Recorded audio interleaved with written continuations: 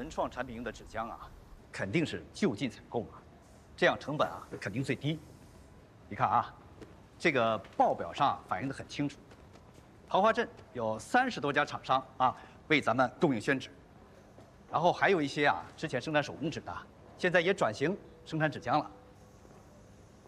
宣家不就是搞转型没搞成功？不，你先等会儿，用得着30多家吗？人家大厂嫌利润低，不愿意做。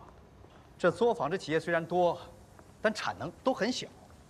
我们桃花镇公司快成慈善机构了，天天给他们发救济。话也不能这么说，咱们是就地取材，这纸浆一从外地来，那成本肯定更高啊。他们要是不赚钱的话，会手工纸都不做了，转型做纸浆吗？他们如果赚着钱了，就会推高我们的成本，那我们不是发救济是什么？按你的意思说，不用纸浆捏宣宝了，用泥巴捏吗？靳总，我们这正好在探讨，没想到。探讨这个做什么？是这样的，这个董事长呢上午给我打了个电话，他让我抓紧时间呢，就搞到咱们桃花镇公司纸浆的用量和采购的价格的准确数据，所以我呢一着急，我就赶紧来调研一下，就没来得及跟您汇报。没来得及跟我汇报，有时间跟黄经理汇报是吧？哎呦，怪我，这件事情我欠周到。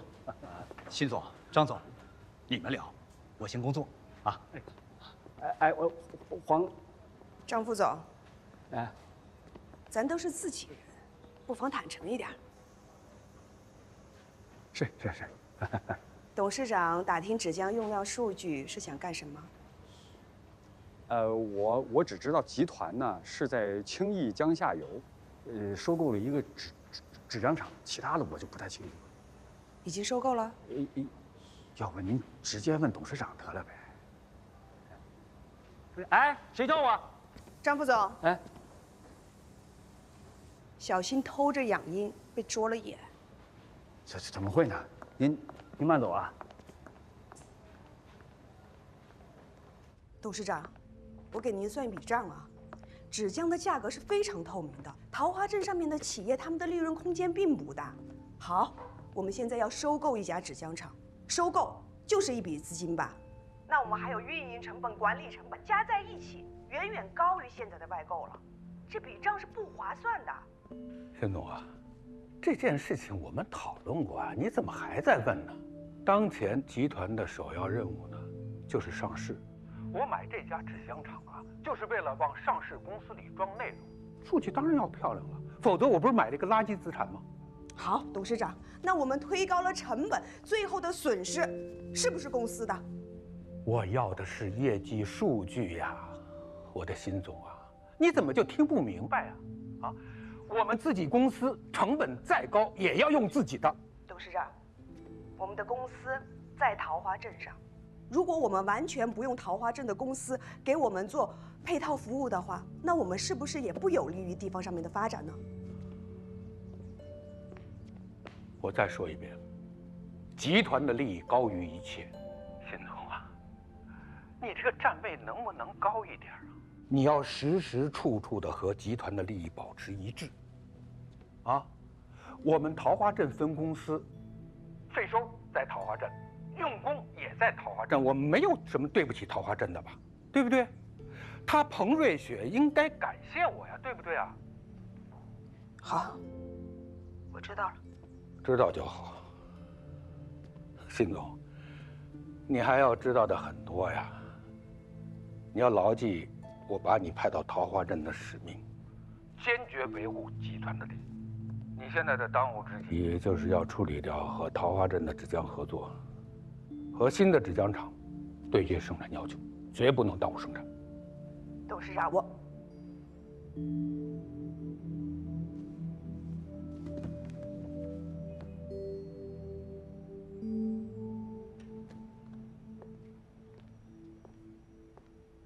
欣姐，轩辕他们前几天还在跟我做工作，说希望多分一些生产订单给桃花镇的企业。好，现在好了，芷江都不让走，我怎么面对他们？该怎么面对就怎么面对，这是集团的决定，和你也没关系。雨晴，你跟我去过那些小厂，你看到过。对于我们大雅斋来说，无足轻重的单子是他们整整1年的生计。他们就是一些小作坊，你看到过他们的境况。欣姐，说句不该说的，您还是先过好您自己吧。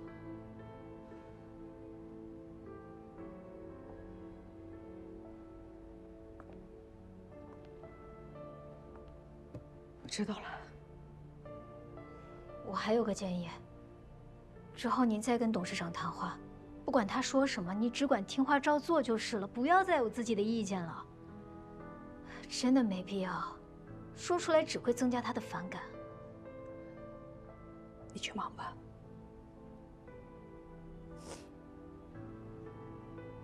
你也早点休息。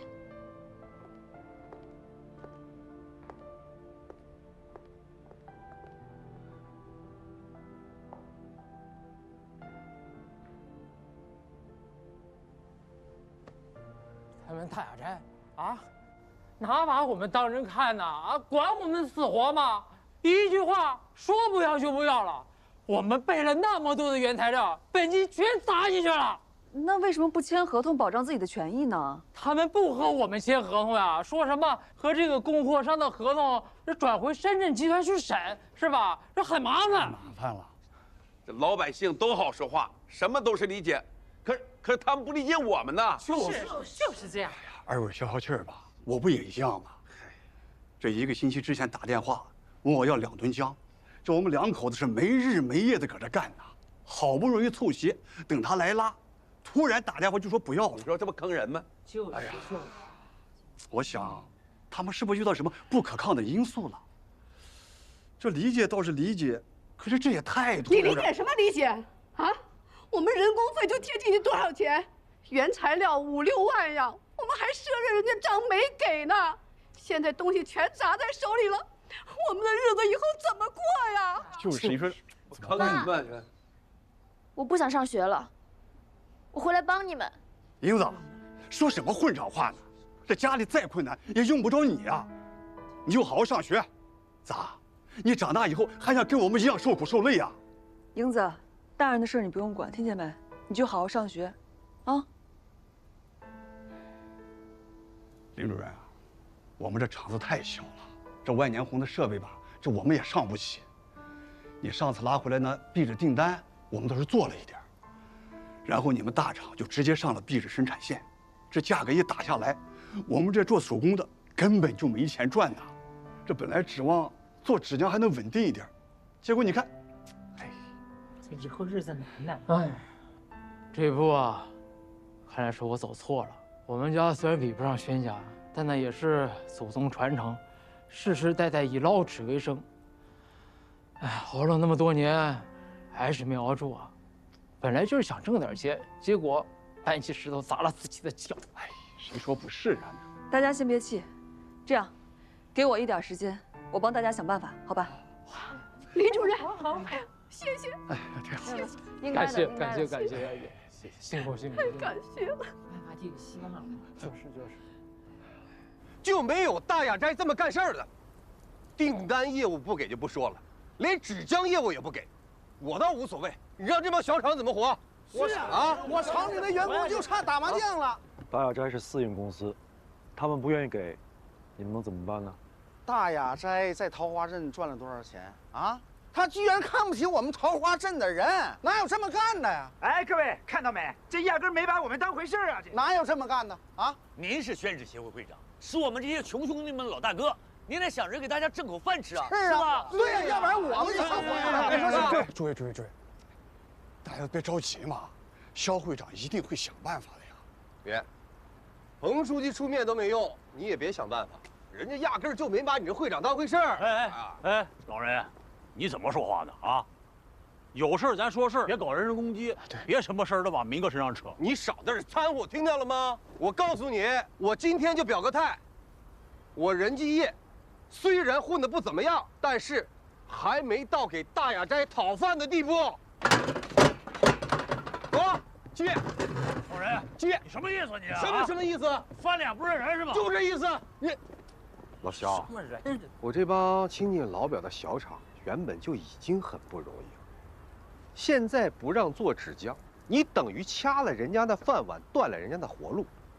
政府也好，协会也罢，需不需要做点什么？你自己掂量着办，啊！好好琢磨琢磨啊！走了，一点办法也不给我们想。走啊！还当什么镇神？行了，少说几句啊！一点办法没有，什么赶紧走，你知道吗？哎呀，这一个个什么人吧？这都。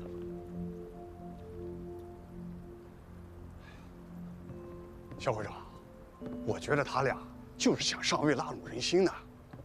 不过你也别着急，这其中有几家是我亲戚，我能去给说说。这其他的忙，我也就帮不上了。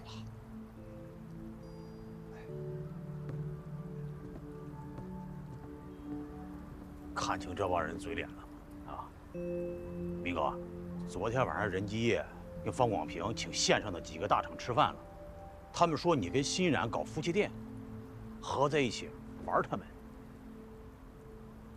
闭嘴吧，什么事让你掺和，准坏。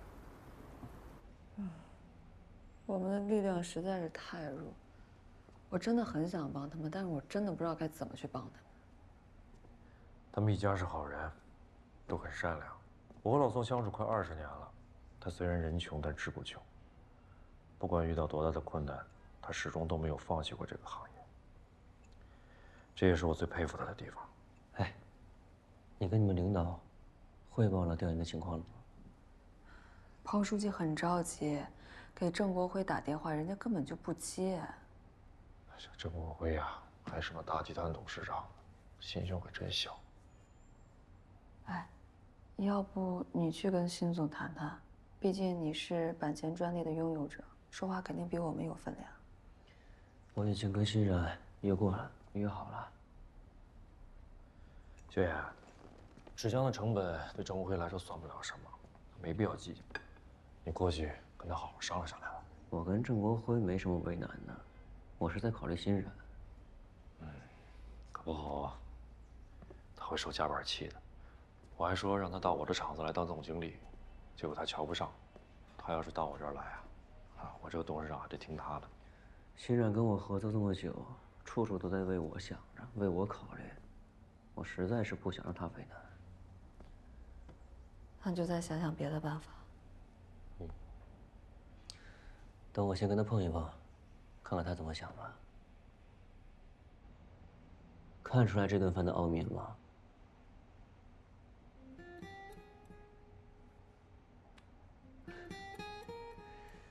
咱们第一次到这儿来的时候，我穿的就是这一身，你烧的这些菜，连准备的酒都跟那天是一个牌子。你的意思是想说，从哪儿开始，从哪儿结束？不忘初心，继续前行。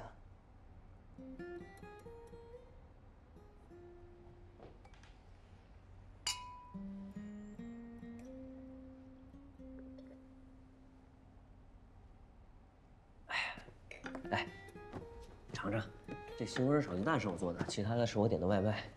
不接受批评啊，也不接受指教，我的厨艺没有进步空间了，就这样了。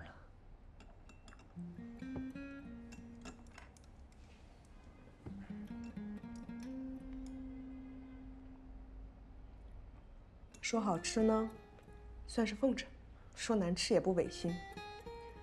只可惜，你今天的目的不是为了请我吃饭的。我是为了以后能经常继续开心的一起吃饭。宣言，在我看来，我们的合作可以完全不受影响。还是你了解我。说吧，你想让我做什么？我知道你也很为难，但我还是想让你帮我转告给郑国辉，产品的专利是我的，我可以跟大雅斋合作，我也有权利同时和桃花镇的其他企业合作。宣言，我们签的是绑定式合作，是各有分工的。你只负责产品的研发和设计，我们可以代表你处理你业务上面的所有事宜。是，合同上并没有写明确，但是我还是希望你们能够多考虑考虑我的感受。那法律上应该也是支持的嘛。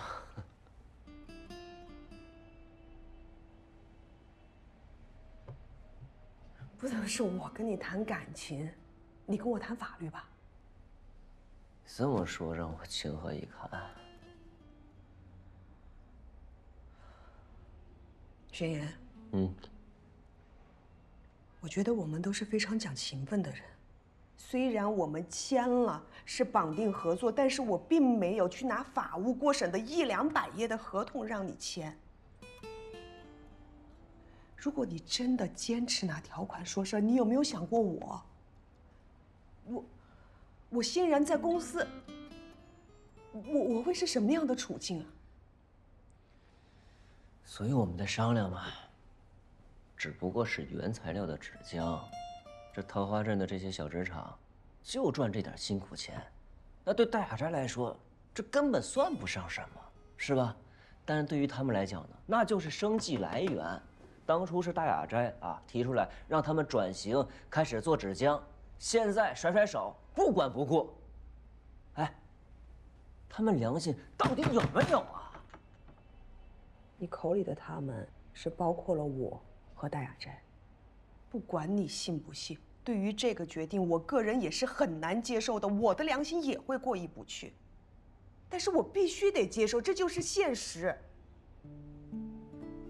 宣言，我说实话，我一直都很羡慕你的自由和洒脱，我个人认为这是非常宝贵的，所以，我也会尽我最大的努力去保护你的这份自由和洒脱。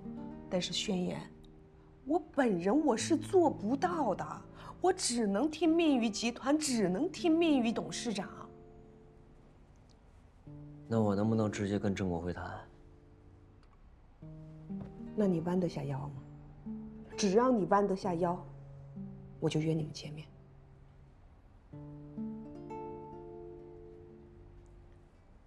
明白了，当我没说过。来，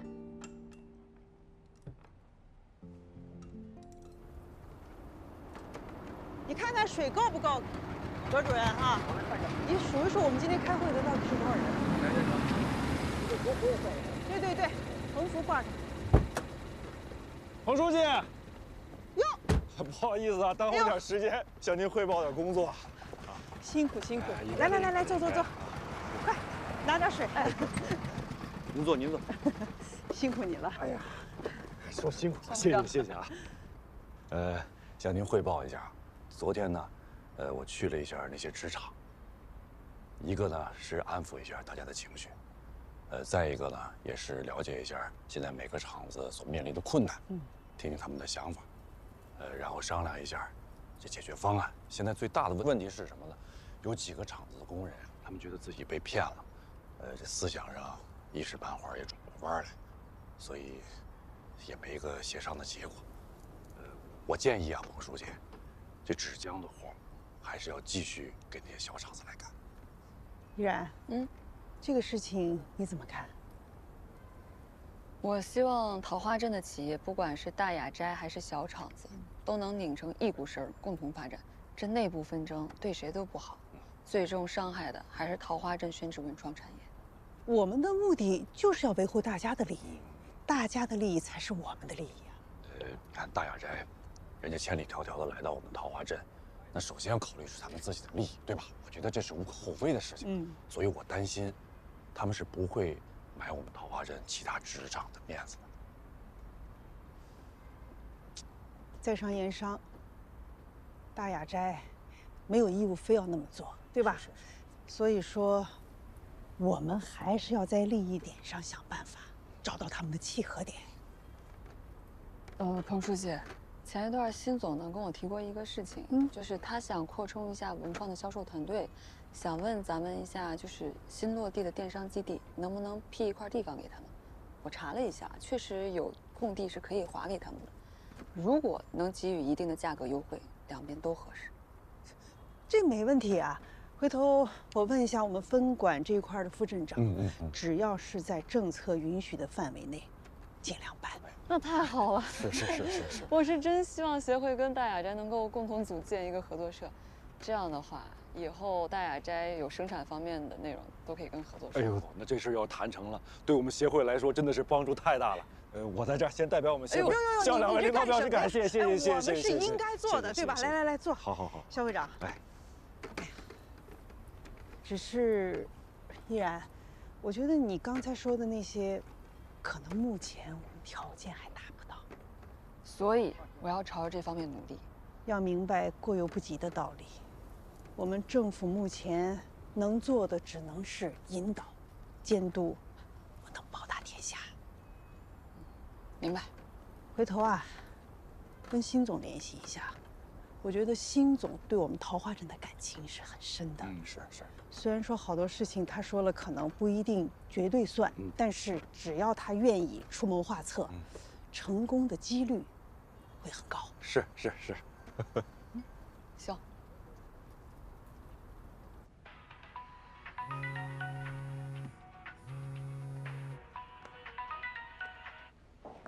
喂。啊，你觉得有必要这么正式吗？行，那我们见面聊。镇上出了一个新方案，宣言约我见面谈。欣姐，宣言他到底想干什么呀？他是要把你逼死吗？我多说两句，您别怪我多嘴啊。没事，你说。您知道。咱们跟宣言的合作还埋着一个雷呢，这一旦引爆了，可能会把我们都炸得粉身碎骨的。您不觉得这些事情发展到现在有点诡异吗？宣言和董事长明显有矛盾，那宣言又和林依然、肖明他们纠结在一起，跟大雅斋唱反调的。矛盾要是再发酵下去，您觉得董事长的忍耐度还剩多少？董事长的忍耐可不光是对宣言，还包括您啊。所以您千万不能再跟他纠缠下去了，这只会消耗董事长对您的信任，这会拖死您的。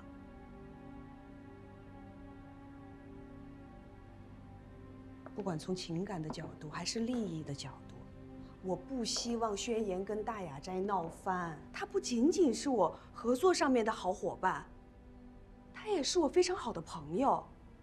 就专利这个事情上来说，我是有不可推卸的责任的。在这一点上，是我先对不住他的。可是您真的不能再给他们机会了，必须让他们死心，这否则到最后合作、朋友就都没了。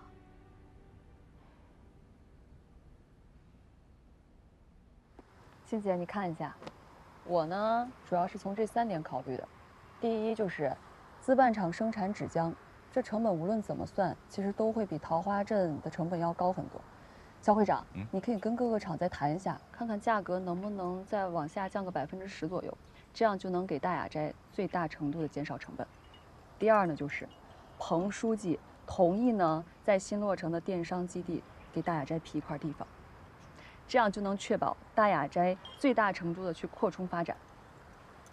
以发展的角度呢，我觉得最重要的就是第3点，那就是在新落成的这个电商联盟体系中，我们把大雅斋纳进来，这意味着整个联盟的人才，大雅斋是都可以合作的，无论是营销、推广、销售多个方面，可以采取不同的方式来给大雅斋助力。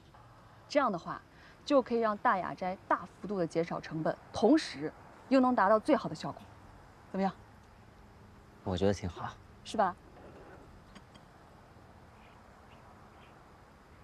我怎么有一种6大门派围攻光明顶的感觉呢？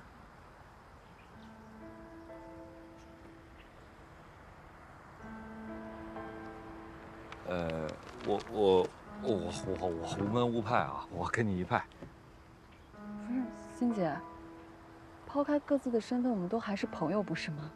我们都想一起解决问题啊，我们不想让你为难，我们什么都没有想，就是想帮你。哎，欣然，如果你还信任我们，咱们还是自己人，你就把你难处说出来，这样我们就不用猜了。万一猜错了，再给你帮个倒忙，那不更不好？是啊，欣姐，有什么困难你就说，我们一起解决。好，我们是朋友，那我就直截了当。你们对我最好的方式就是从现在开始，不要再有任何行动。我们大雅斋不需要和桃花镇有任何的合作。如果给你们2位添麻烦了，我希望你们能够帮忙善后。我不希望就这件事情再没完没了的讨论纠结下去。不管结果怎么样，我只能表达最真诚的抱歉，其他的我没什么要说的了，就这样吧。辛总，哎，辛总，不是，欣姐，真理直接出面跟你们董事长聊不行吗？不需要你出面呀。我的态度已经很明了了，不需要再重复。我能理解你在公司的压力很大，我也理解桃花镇企业好不好跟你没什么关系，但是我不理解，为什么你不能坚守正义？为什么宣言作为合作者他不能行使他的权利？同时，为什么这个董事长提出任何奇葩的理由你都要无条件拥护？为什么呀？林依然，我以为你是理解我的，没想到你什么都不理解。辛总，辛总。不是我不理解，学姐，我去劝你。辛总，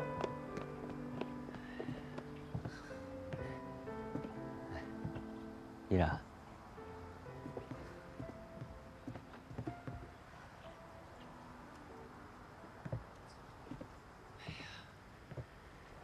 好了啊。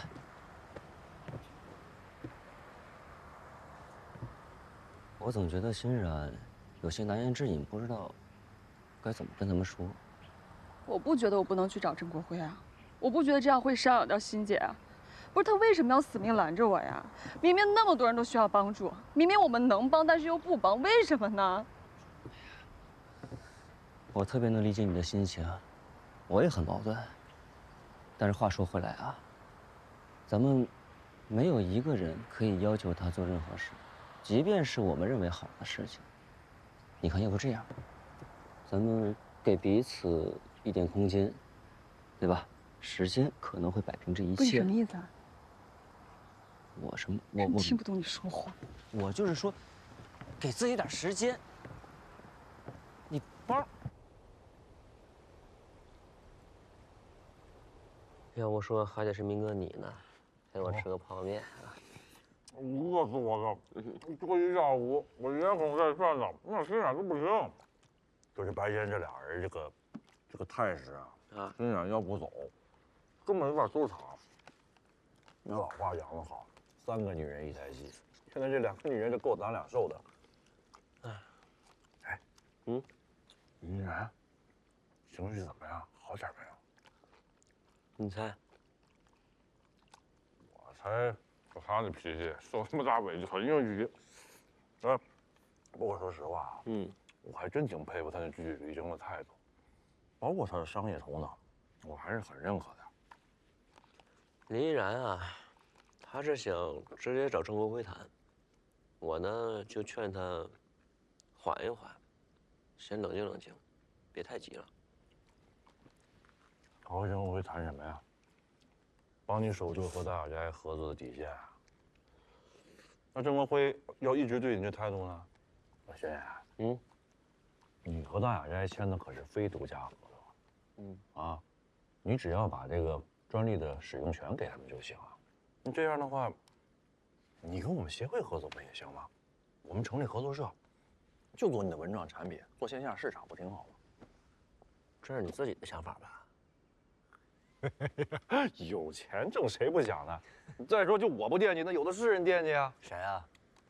做宣纸那些老板啊，我们协会那些，他们对这个做合作社还是很感兴趣的呀。哎，他们都想来。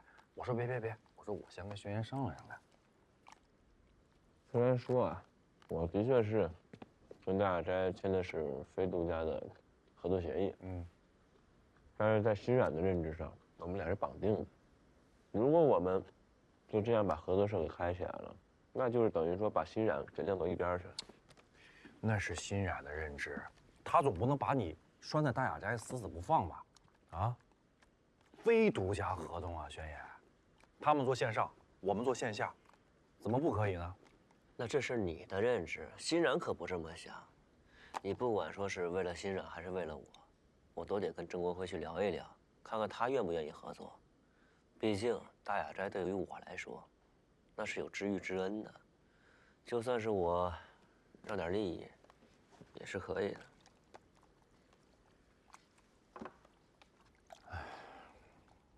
知遇之恩到涌泉相报，你是要做到仁至义尽是吧？嗯。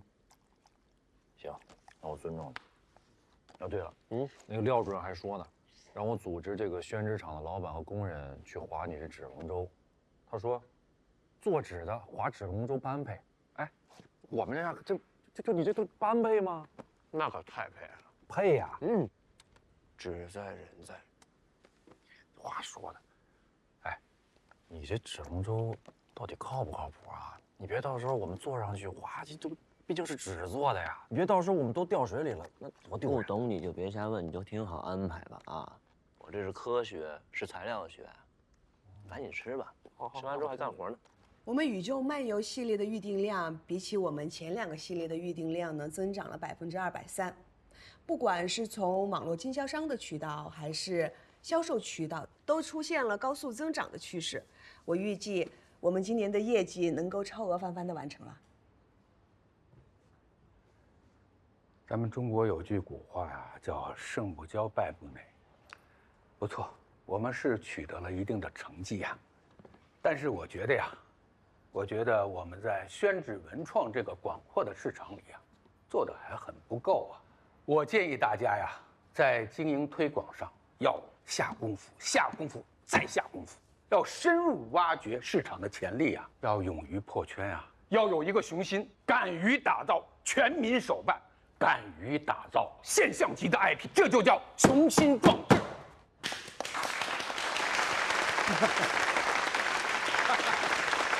这个董事长的话啊，这个醍醐灌顶，这真的是高瞻远瞩，这格局唰就上去了。董事长，我建议咱们可以考虑一下发展线下门店。宣纸文创是个新鲜的事物，线下门店可以给消费者提供沉浸式的体验，更精准的流量获取和高转化、高附加值服务，这些都是线下门店的优势。这样咱们线上线下双剑齐发，我想对于文创产品市场的迅速开拓有着绝大的好处。小轩老师，线上平台早就把线下实体店打得体无完肤、溃不成军了，你怎么会有这样复古的想法？不，董事长，潮玩手办它是不一样的，我们需要让消费者对于宣纸文创有更直接的了解，更精准的触达。咱们把线下门店设立在年轻人所聚集的商业综合体里面，那这样的线下传播速率，那是意想不到的。你打算在商业综合体里面搞门店，那租金得多贵啊？成本是不是太高了？线下门店肯定成本高啊，但是如果想要达到董事长所需求的破圈，首期就要在1线城市布局3到5家门店，模式一旦成功，就要迅速在其他的1、2线城市进行复制。年轻人，我提醒你一句啊，做什么事情呢，心里得有成本。现在线上销售，成本又低，卖得又好，何乐而不为呢？为什么还得花大投资去投资这个线下呢？你这么做不是脑袋有病吗？哎，张副总，我们是讨论工作，没有必要搞人身攻击啊。不要再争了。10年前公司就已经放弃线下了，不可能再走回头路。那如果这样的话，我还有另外一个设想，就是由我的宽度工作室和桃花镇宣纸协会共同成立一个合作社，由我们来进行投资，发展线下市场，就不需要咱们大雅斋的投资了。你都听见了吧？现在狐狸尾巴露出来了，翅膀硬了，打算自己单干了。张副总，你这嘴是真碎呀，就不能等我把话说完吗？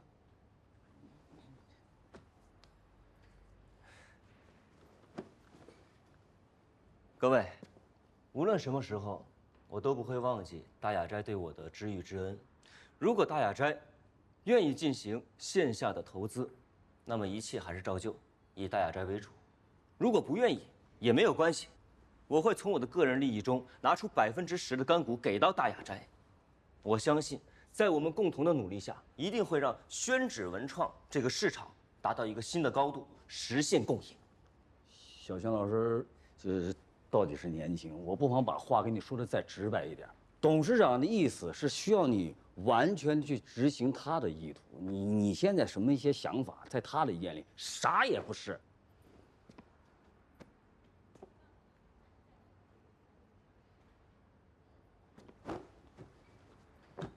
小轩老师啊，哎，你呀，你是初生牛犊不怕虎啊，你不是生意人。生意人的天性是什么呀？盈利。你要知道自己是谁，自己能做什么，不能做什么，明白吗？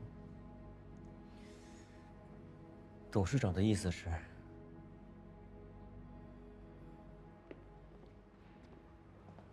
不管是谁，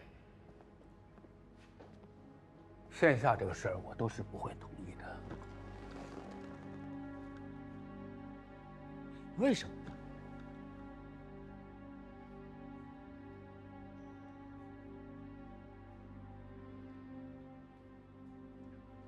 别人还有什么问题吗？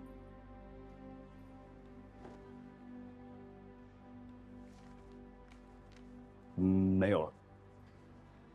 董事长，我觉得你没有权利不同意。宣言，这件事情确实是你考虑的不够周全，我们可以。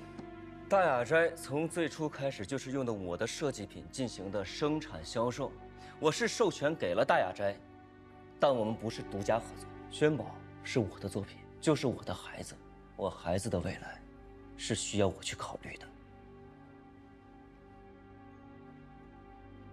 好，那我就祝你成功吧。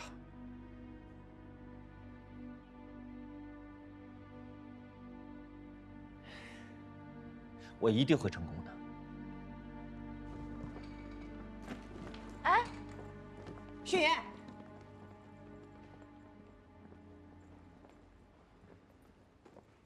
董事长，我觉得这件事情我们还可以再开会。董事长，散会。您在。都还愣着干什么？散了。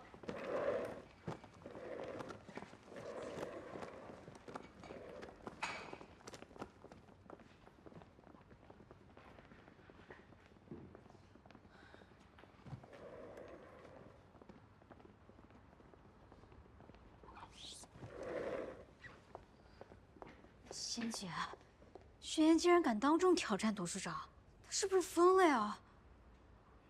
我们接下来怎么办啊？我不知道。我觉得轩言要完了，咱们也要完。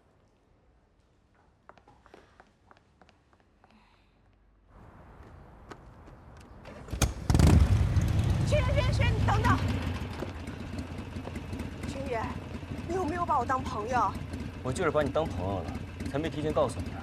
你听我的，合作社的事你先不要搞，你给我一点点时间，我去说服董事长，好不好？为什么一定要说服你们董事长呢？啊，我已经给过你们董事长机会了，道不同不相为谋。他的傲慢在我看来就是愚蠢。那你能不能也为我考虑一下呢？如果你在这儿工作得很辛苦，合作社总经理的位置一直给你留着。轩言，我这么说都是为你好。谢谢啊，祝福我吧。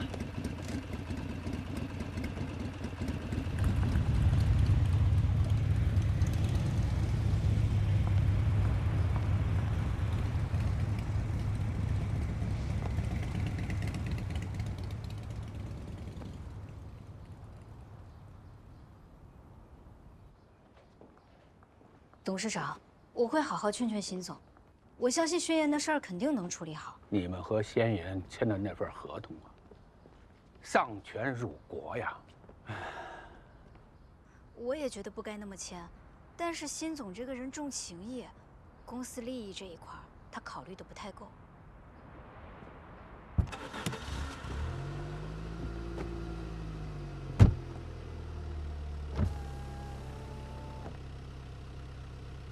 雨晴，我知道你是个有心的人呐。董事长，大雅斋就是我的家。你有我的电话，如果欣然那边有什么动作的话，马上和我联系。我会的。